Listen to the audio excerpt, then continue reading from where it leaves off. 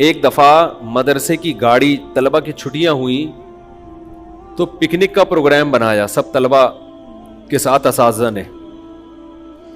کراچی میں بڑی ٹائٹ بارش ہو رہی تھی تو سب کا ارادہ ہوا کہ جی سب طلبہ کہاں جائیں گے؟ جی ہاکس بے جائیں گے. ہمارے استاذ بھی طلبہ بھی. تو گاڑی میں سارے ہاکس بے چلے گئے. بڑا مزہ آیا، نہائے دھوئے، چھٹی تھی.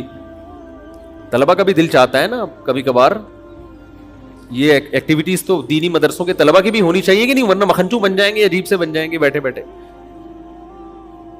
جب شام کو واپس آئے تو گاڑی خراب ہو گئی. ہمارے حضرت مفتی رشید احمد صاحب رحمہ اللہ کو بڑا غصہ آیا کہ مدرسے کی وقف کی گاڑی کا ایسا استعمال کیوں کیا؟ یہ تو مدرسے کی، اس کو تو بہت احتیاط سے چلانا چاہیے تھا. یہ کھڈے میں کیوں گئی اور یہ کیچڑ میں کیوں چلائی؟ وہ بہت سخت ہے وقف کے معاملات میں، بہت سخت ناراض ہو گئے اور طبیعت سے سب کو ڈانٹا. اب روز نہ آتے ہی جب بھی ان کی مجلس ہوتی تھی 11:15 بجے، تو 11:15 بجے نصیحت شروع کرنے سے پہلے ڈانٹ سے ابتدا ہوتی تھی. عربی میں ڈانٹتے تھے، عربی میں نا، اور پھر اردو میں ایک لفظ بولتے تھے کہ وقف کی گاڑی کا آپ نے ایسا استعمال کیوں کیا؟ اب جب دیکھا کہ حضرت غصے میں بہت آ گئے ہیں تو سب نے انکوائری شروع کر دی. حضرت کو خبر دی کس نے؟ مفتی صاحب. یہ اطلاع پہنچائی کس نے؟ اس کو پکڑو سالے کو. ان کو بتایا کس نے؟ اب تفتیش، ہم لوگوں نے سب نے مل کے تفتیش شروع. بیٹا یہ وہ بندہ کون ہے شکایتی ٹٹو ہے؟ ایک گلاس پانی اور پلا دیں ذرا. وہ شکایتی ٹٹو ہے کون جس نے ان کو جا کے بتایا؟ حضرت تھوڑی ہمارے ساتھ گئے تھے، ان کو کیا پتا کہ گاڑی کو خراب ہوئی ہے کہ صحیح ہوئی ہے. اب تفتیش میں لگ گئے اور حضرت روزانہ پہلے ڈانٹتے پھر دوسرے کام شروع کرتے. حضرت کی ڈانٹی ختم نہیں ہو رہی اور ہم اس انکوائری میں یہ بندہ کون ہے سب اسی چکر میں لگ گئے نا. وہ کہہ رہے اس نے لگائی ہے، وہ کہہ رہے اس نے لگائی ہے. ابے اس کا تو کام ہی یہی ہے. پھر حضرت تک بھی ہم نے کسی طرح کی بات پہنچانے کی کوشش کی کہ یہ بتائیں کہ بتایا کس نے.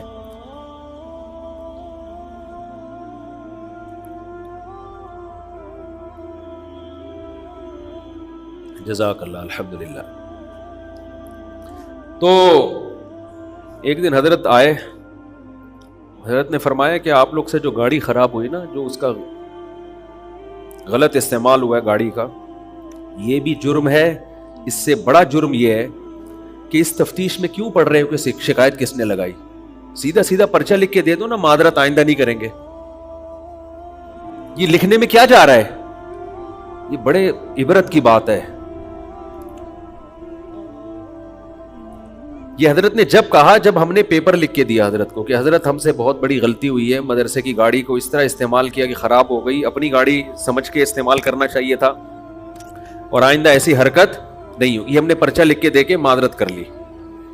حضرت نے اس پہ کہا کہ یہ جو آپ لوگوں نے پرچہ اب لکھ کے دیا ہے پہلے لکھ کے دے دیتے. دیکھو فسادی کا مطلب کیا ہوتا ہے. اسی طرح کے محلے میں فسادی ہوتے ہیں، بجائے اس کے غلطی ہو گئی ہے بھائی سوری کرو. ہر آدمی سے ہو جاتی ہے، آئندہ خیال کریں گے تاوان بھر دو کہ یہ خراب ہوئی ہے ہم ریپیئرنگ کروائیں گے اس کی. کوئی طلبہ میں مالدار بھی ہوتے ہیں، وہ کہتے ہیں بھائی ہم ٹھیک کرا دیں گے. کہا کہ یہ جو جرم تھا نا گاڑی کو خراب کر دینا، اس سے بڑا جرم یہ ہے کہ اس تفتیش میں جو لگ گئے ہو نا، یہ شکایت کس نے لگائی ہے، یہ زیادہ بڑا جرم ہے. یہ فسادی ہونے کی علامت ہے کہ اصلاح کا جذبہ نہیں ہے. اس سے ایک نیا فساد کھڑا ہو جاتا ہے نا. اس نے شکایت لگائی ہے، وہ کہتے ہیں میں نے نہیں لگائی، کہتے ہیں اس نے لگائی، اس سے نفرتیں. یہی کام آج ان لوگوں کے خلاف ہو رہا ہے جو برائی سے روکتے ہیں. بجائے اس کے کہ برائی سے روکیں، روکنے والے کے عیب تلاش کرنا شروع کر دیتے ہیں کہ ابے یہ تو خود ایسا ہے، ابے یہ تو خود ایسا ہے، ابے یہ تو یہ کر رہا تھا، ابے تو میرا کے سر پہ ہاتھ رکھا ہوا تھا اس نے، ابے یہ تو یوں کر رہا ہے. ابے چھوڑو بھائی، تمہیں جس برائی سے روکا جا رہا ہے اس کو فوکس کرو، توبہ استغفار کرو. دوسرے کی غلطیوں کو اللہ پہ چھوڑ دو، اللہ ٹھیک کرے گا. یہ آپ کا کام نہیں ہے. سمجھ میں آ رہی ہے بات کہ نہیں آ رہی ہے؟ فسادی آدمی کا 2 منٹ میں پتہ چل جاتا ہے. میاں بیوی میں جھگڑے ہوتے ہیں نا، کیا کیا جھگڑے ہوتے ہیں میں آپ کو بتاؤں گا، لوگ سمجھ جائیں گے ہماری بات ہو رہی ہے. وہ جھگڑے ہی پورا عنوان چینج کرنا پڑتا ہے. لوگ کہتے ہیں ہم نے اس لیے تھوڑی آپ کو جھگڑا بتایا تھا کہ آپ بتا دیں. کیا کیا جھگڑے ہوتے ہیں فساد کی وجہ سے، باتوں کا بتنگڑ. بعض دفعہ غلطی نہیں ہوتی، بڑے کے سامنے آدمی کہتے جی ہو گئی ہے سوری کر لے، اس میں اپنی بے عزتی محسوس نہ کرے آدمی کہ چلو جی ہو گئی غلطی. اچھا جی، اپنے آپ کو اتنا فنٹر کیوں سمجھتے ہو کہ ہم سے غلطی ہو ہی نہیں سکتی ہے بھائی؟ یار ہو گئی غلطی، ہم کون سا فرشتے ہیں بھائی، آئندہ نہیں کریں گے. اگلا بھی انسان کا بچہ ہوگا تو اگنور کر دے گا، نہیں ہوگا تو وہ بھی اسے گھسیٹتا رہے گا. تو نے تو خود مانا ہے تیری غلطی ہے. میاں بیوی کے اکثر جھگڑے اسی کیس نوعیت کے ہوتے ہیں. شوہر نے بیگم کو بول دیا تم نے یہ کیا، میں نے تو یہ کیا ہی نہیں ہے. اب تو چپ ہو جا بھائی، بس ایک دفعہ بات پارسل کر دی، اب کیا کرو، چپ ہو جاؤ. وہ آئندہ خود ہی احتیاط کر لے گی، بھائی شوہر دیکھ رہا ہے یہ نہیں تم نے کیا ہے، یہ تمہاری وجہ سے ہوا ہے، میری وجہ سے ہوا ہی نہیں ہے، آپ نے کہہ کیسے دیا. ذرا سی بات ہوگی. اور ایک دفعہ ہمارے حضرت نے واقعہ سنایا، شوہر گھر میں بیوی کے کمرے میں گیا، دروازہ ذرا زور سے بند کیا، اس جیسے ہوتا ہے نا آرام کے بجائے دھاڑ کر کے، غلطی سے ہو گیا اس سے. بیوی نے کہا اور زور سے. یہ سچی مچی کا واقعہ ہے. بیوی نے کیا کہا؟ اور زور سے. اس کو بھی غصہ آ گیا، یار مجھ سے غلطی سے زور سے بند ہو گیا تو برداشت کر لے، مجھے طنز کیوں کر رہی ہے. اس نے اٹھایا پڑاخ کر کے زور سے دے گا، بول کر لے کیا کرنا ہے. اس نے کہا مزہ نہیں آیا، اور زور سے ایک دفعہ پھر ہونا چاہیے. وہ بھی غصے میں آ گئی. اس کو غصہ اس بات کا آ رہا ہے کہ ایک تو آپ کی غلطی کہ پہلی دفعہ زور سے بند کیا، اب جب میں نے تنبیہ کی ہے تو بجائے سوری کرنے کے اور زور سے.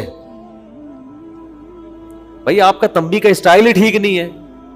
تھوڑا سا شوہر ہلکا پھلکا سا سمجھ لو. اگر غلطی سے اس نے کر دیا ہے تو اس کے کہیں کہ ایکسکیوز می سر. یہی اگر ایئر ہوسٹس ہوتی اور آپ کے ہاتھ سے چائے کی پیالی گر جاتی تو یہ کہتی ایک دفعہ پھر، یہ کپلے اس کو بھی توڑو. وہ بات کرتی ہے ایسے، یا آپ سے کب گر گیا ہے نا، یہ وہ خود ہی آپ سے رہا ہوتا ہے، سوری وہ کر رہی ہوتی ہے. آدمی کہتا ہے ایک اور دفعہ توڑ دوں میں، اتنے اچھے اخلاق ہیں یار. حقیقت ہے، اتنے اچھے اخلاق سے بات کرتی ہے کہ غلطیوں پہ بھی ایکسکیوز خود کر رہی ہوتی ہے ایئر ہوسٹس. تو میں نہیں کہہ رہا خواتین اتنے اچھے اخلاق سے، اتنا تو مرد بھی تو نہیں ہوتا نا اتنا اچھا. لیکن خاتون کو چاہیے تھا کہ جب مرد نے زور سے دروازہ بند کر دیا، دیکھ لو یا تو غلطی سے کیا ہوگا یا اس کا میٹر کسی بات پہ شارٹ ہوگا. تو جب اگلے کا میٹر شارٹ ہے تو آپ اور اس کو چنگاری کیوں لگا رہی ہو؟ چپ کر کے بیٹھ جاؤ، بعد میں کہہ دینا اس کو، بعد میں سمجھا دینا. بھائی ابھی بندے کا میٹر، نصیحت ایسے موقع پہ اثر کرتی ہے جب آدمی غصے میں ہو. چپ ہو جاؤ، بعد میں اس کو آرام سے سمجھا دینا جب موڈ اچھا ہوگا. ہر وقت تھوڑی آدمی کا موڈ خراب ہوتا ہے، کبھی اچھا بھی ہوتا ہے. جس دن پتا چلتا ہے بیگم اپنے ماں کے گھر جا رہی ہے، بہت اچھا موڈ ہوتا ہے، اس دن سمجھا دو اس کو، اس دن سمجھا دو. وہ سب باتیں سنے گا غور سے. آپ تو اس نے کیا کیا، ہمارے حضرت یہ واقعہ خود سناتے تھے. حضرت کے پاس کیس آیا تھا، اصل میں دوبارہ سے شروع سے نا میاں صاحب آئے ہیں کمرے میں، غصے میں تھا یا غلطی سے دروازہ بند کیا دھاڑ کر کے. بیگم کو آیا غصہ کہ یہ کون سے جنگلیوں کا طریقہ ہے بھائی، بندہ گھر آتا ہے، سلام کرتا ہے، تمیز سے بات کرتا ہے، آرام سے دروازہ بند کرتا ہے، یہ کون سا طریقہ ہے؟ اس نے کہا یہ کیا جنگلیوں کی طرح دروازہ کھوٹا ہے، دوبارہ کرو. اس کو اور غصہ آ گیا کہ میں میاں ہوں، میری کوئی اس گھر میں 2 ٹکے کی ویلیو ہے ہی نہیں. اس نے اٹھایا اور زور سے دھاڑ کر کے. اس کو یہ احساس ہوا، یہ شیطان نا یہ ساری پٹیاں پڑھا رہا ہوتا ہے. ہر آدمی اپنے آپ کو غلطی میں درست ہی سمجھتا ہے. سمجھتے ہو، حوالے سب کے پاس ہوتے ہیں، ریفرنس سب کے پاس ہوتے ہیں. اصل ہم کہتے ہیں فقہا کو فالو کرو، حدیثیں ان کے پاس بھی تھیں اور آج کے اسکالرز کے پاس بھی حدیثیں ہیں. حدیثوں کا مطلب وہ زیادہ سمجھتے تھے، یہ لوگ زیادہ نہیں سمجھتے. ریفرنسز پہ لوگ مر رہے ہیں. تو یہی ہے. اب دیکھو ریفرنس تو عورت کے پاس بھی تھا نا، کہ ایک تو آپ کی غلطی، اوپر سے جب میں نے تنبیہ کی ہے تو بجائے سوری کرنے کے اور اٹھاڑ کے دوڑ کے مار دیا. پھر جب میں نے دوبارہ کہا کہ اور زور سے، تو اب آپ کو احساس ہو جانا چاہیے تھا، اب سوری کر لیتے. تو بجائے اس کے سوری کے اور دوبارہ دروازے کو اللہ نے قوت گویائی نہیں دی, ورنہ وہ بولتا ہے کہ تم دونوں کے پھڈے میں مجھے کیوں پیٹ رہے ہو یار, پکڑ گئے ایک دوسرے کو کوٹو نا, میرا کیا قصور ہے. تو ایسی لڑائی ہوئی ہے کہ کھڑے کھڑے وہیں 3 طلاقیں ہوئی ہیں ان دونوں کے درمیان. سمجھتے ہو, اچھا بھلا ہستی کھیلتی زندگی تباہ.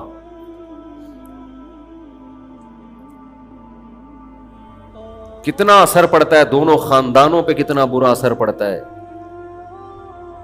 اور آج کل پھر اس سے بڑا اثر یہ کہ حلال کو حرام کو حلال کر لیتے ہیں, اہل حدیث سے فتوے لا کے وہ 3 طلاقیں دے کے رکھ لیتے ہیں. یہ پھر ساری زندگی زنا کا, ساری زندگی کا زنا.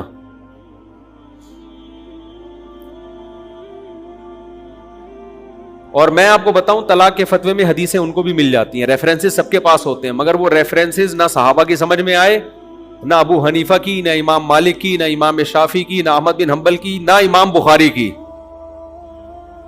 امام بخاری بھی اکٹھی 3 کو 3 ہی مانتے ہیں. آج کے اسکالرز کو آپ سنیں تو ایسا لگتا ہے قرآن حدیث انہی نے سمجھا ہے, باقی تو سارے گھاس کھا رہے تھے. اور ہم جب بات کرتے ہیں تو کہتے ہیں یہ اپنے فرقے کو پروموٹ کر رہے ہیں, مسلک کو. جو صحابہ کی بات کر رہا ہے, چاروں ائمہ کی بات کر رہا ہے, محدثین کی بات کر رہا ہے, اس کو فرقہ پرست کہ یہ بہشتی زیور کا دفاع کر رہا ہے. اور جو بات کر رہا ہے اپنے